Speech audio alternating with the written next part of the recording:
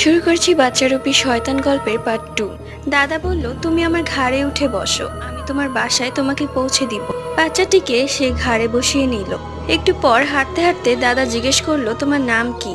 তখন বাচ্চাটি কোনো কথাই বলছে না, শুধু কেঁদেই চলেছে।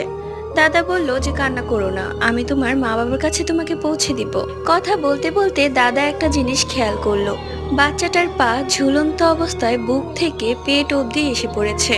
দাদা এটা মনের ভুল ভেবে আবারও হাঁটতে শুরু করলো এবং একা একাই কথা বলতে লাগলো বাচ্চাটির সাথে। বাচ্চাটি কোনো কথারই উত্তর দিচ্ছে না। একটু পরে দাদা খেয়াল করলো বাচ্চাটির পা ঝুলে দাদার পায়ে বাড়ি খাচ্ছে। এবার দাদা অবাক হয়ে গেল, ছোট্ট একটি 2.5 বছরের বাচ্চার পা এত বড় হয় কিভাবে। তখনই সেই বাচ্চাটি দাদার মাথার মধ্যে কামড় দেয়। তখনই দাদা সেই বাচ্চাটিকে যত শক্তি আছে ছুঁড়ে মেরে দৌড়ে আল্লাহর নাম নিয়ে বাড়ি চলে আসে। দাদার খুব জ্বর আসে।